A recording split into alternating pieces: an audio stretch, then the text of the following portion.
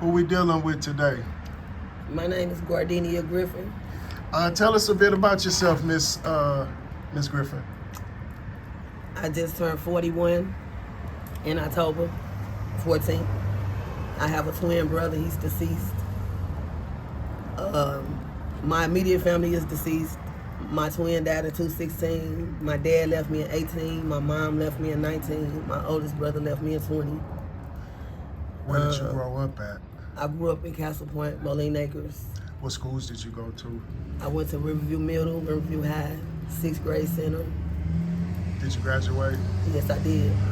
Where did life take you after graduation? Huh? Where did life take you after graduation? Ooh. To be honest, I got sidetracked What sidetrack? in my life for as getting introduced to drugs. Who introduced you to that lifestyle? Depressed, stressed, weary, What did it start with, Miss Gardinia? heroin. Did it progress to any other things, or did it just stay It there? was just it.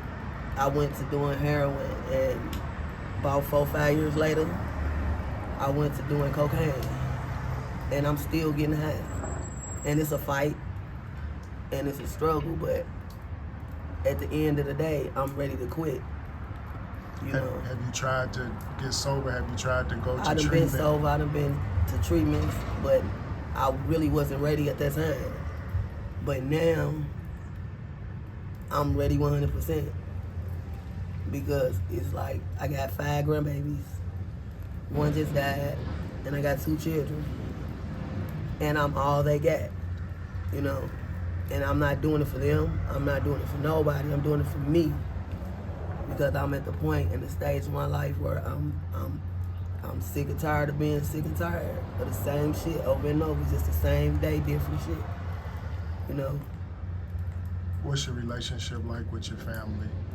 My children love me. My grandbabies love me to death. No matter what the situation is, no matter what I do, they just want me to get better.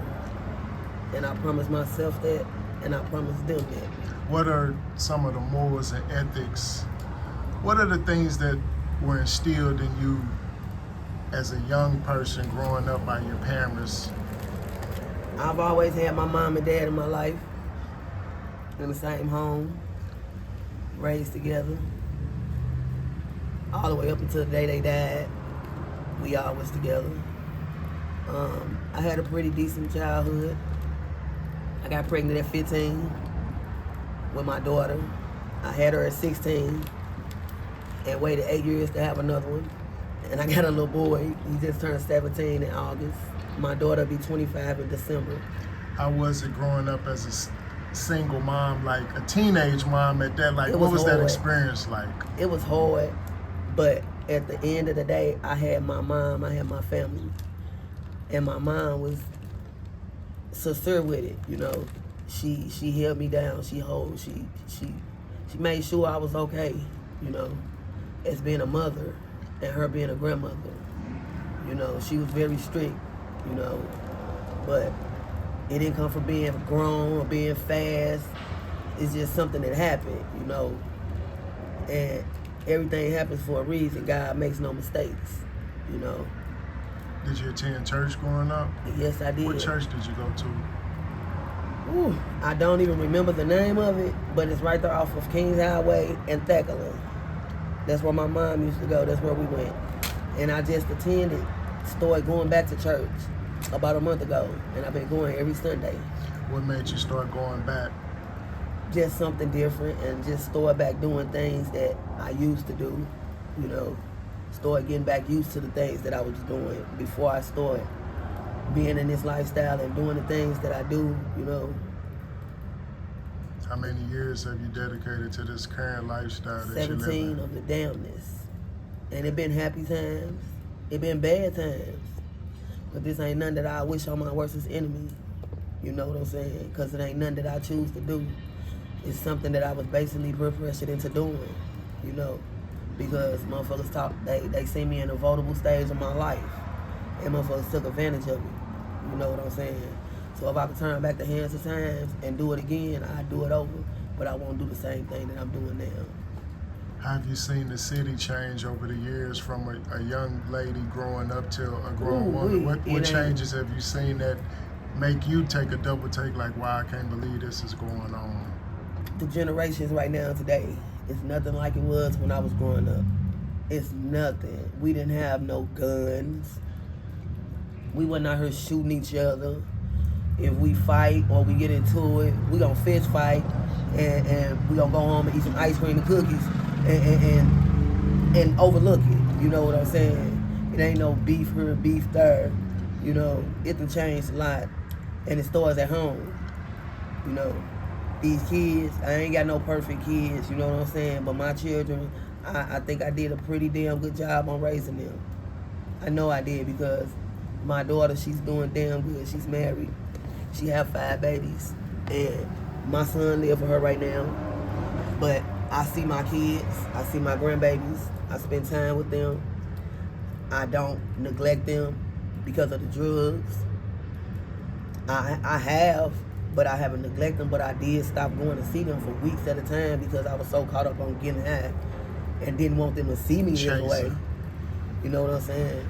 But at the end of the day, like they told me, Mama, we don't care if you, whatever, however you are, we need to see you and know you okay, you know?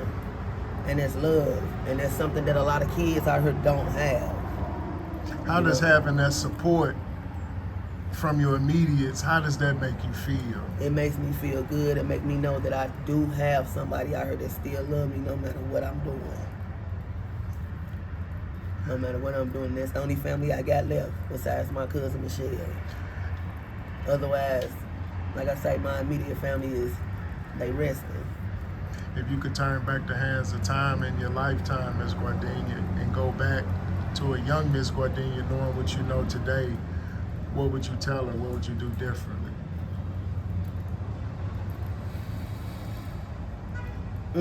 I would have never started getting high, first of all, like I said. I would have went ahead with my pregnancies, you know what I'm saying? Because they not no mistakes.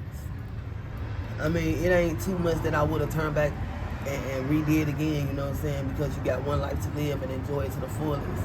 But I would, if I could turn back the hands of time, I would stop and go, I would not go getting high again. I would cease that. I would never thought about getting high because there wasn't nothing in my lifestyle that I ever thought about doing. I never judged nobody, never talked about nobody because it is what it is. But I did what I did, I do what I do, but the fun times is up, you know. Being the current state with the fentanyl and the street walking and the kidnapping and trafficking, how were you able to avoid all of that that's going on currently? Because it's a lot going on out in these streets. I've been snatched. I've been almost raped. I done had some type of chemical threw on me and burnt my legs to where I have scars from being out here. It's very dangerous, you know, and that's one of the reasons of why I'm really getting from out here. It's getting high, but it's also, I'm not trying to be a victim, you know. I'm not trying to put my children through that. Not that way anyway. If I'm gonna leave this world, I'd rather leave this world sober and don't have to have them worrying, how did my mama die, or who did it, or I don't want to put them through that because I love them that much. To go on here to say, get out while I still got a chance. And whoever else, get out while you still got opportunity. Because it's going to be too late. What kind of advice could you give a young person coming up in these days? What kind of advice could you give them to avoid a lot of the pitfalls that were made previously in our time? Stay to yourself, number one. Don't hang with nobody that you think, because you don't have no friends out here, first of all. Number one, you don't come out here to meet nobody. If it happens, it's going to happen. If it's going to be sincere, it's going to be sincere. Because I came out here thinking I had friends and I was paying for people to be my friends, but they was only my friends for one thing and one thing only. And that was because of what I had and what I could do for them. And then later, they walk past you like they don't know you. So my advice to any and everybody, just stay humble, stay safe, and stay to yourself, and you'll be better off. Because being with anybody or doing anything out here in these streets these days, you don't know if you're gonna make it back home to your family. And I'm still in pain and I'm still hurting now today because of my family gone, but my family left natural cause, by the grace of God. But I'm still dealing with it and I'm still going through it. And should nobody have to go and deal through none of the stuff that we're dealing with out here. So whoever get a chance to look at this or hear it, just take heed and listen, pay attention, observe, and stay safe and stay away from all the bullshit out here, because it's a lot. Ms. Gardinia, we appreciate you taking time out with us. We wish you all the best, and we thank you for your time. Thank you. Thank you.